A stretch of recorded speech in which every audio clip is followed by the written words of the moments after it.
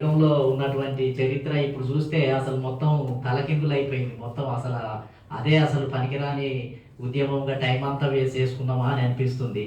అసలు కరడుగట్టినటువంటి పార్టీలు అనుకున్నయేమో కొద్దిగా గొప్పో వెసులుబాటు ఇస్తూ కొద్దిగా రాయితీలన్నా ఇస్తున్నాయి. కాంగ్రెస్ పార్టీ పెద్ద సెక్యులర్ పార్టీ అనుకుంటే ఇది ఎంత పెద్ద సెక్యులర్ పార్టీ. కమ్యూనిస్టోళ్ళేమో పేదోళ్ళు, కష్టజీవులు, కార్మికులు, కర్షకులు అంటే ఇది ఎంత పెద్ద విప్లవాలు ఇస్తదేమో అని అనుకుంటాం.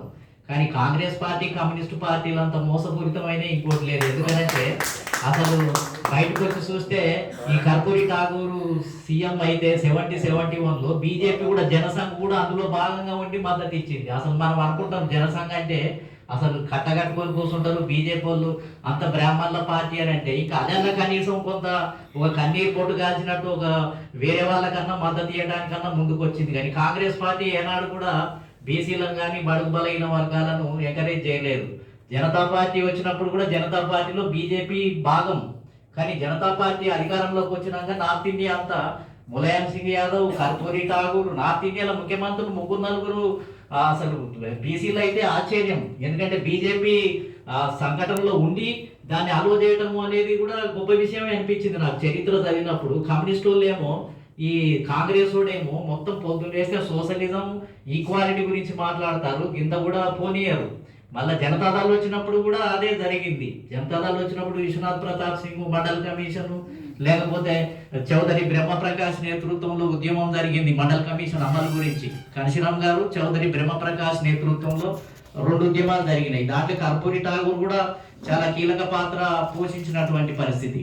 కాంశీరామ్ గారికి మద్దతు ఇవ్వడంలో, మాయావతిని 2 సార్లు ముఖ్యమంత్రి చేయడంలో బీజేపీ వాళ్ళు ఇండైరెక్ట్ గా మద్దతు ఇచ్చాడు. కానీ కాంగ్రెస్ వాడు ఏనాడు కూడా ఆలోచించినటువంటి పరిస్థితి లేదు. అంటే అసలు కరడు కట్టిన అనుకున్నాడేమో కొద్దిగా లిబరల్ గా ముందుకు వస్తున్నాడు. 100% కమ్యూనిస్ట్ వాడు విప్లవకారుడు అనుకునేటేమో అసలు కింద కూడా ఇంచు కూడా కదలకుండా రియాక్షనరీగా వ్యవహరిస్తున్నటువంటి తీరు కూడా నేను చూశాను. చరిత్ర పరిశీలిస్తే బాబాసాహెబ్ అంబేద్కర్ భారతరత్న ఇచ్చింది కూడా కాంగ్రెస్ పార్టీ కాదు, మండల్ కమిషన్ అమలు చేసింది కూడా కాంగ్రెస్ పార్టీ కాదు.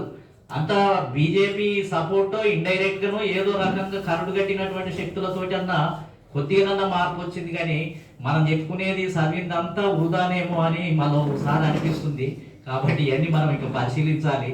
కాబట్టి ఇప్పుడు మరి పూర్ణచంద్రరావు గారిని, మన బాలకృష్ణ గారు,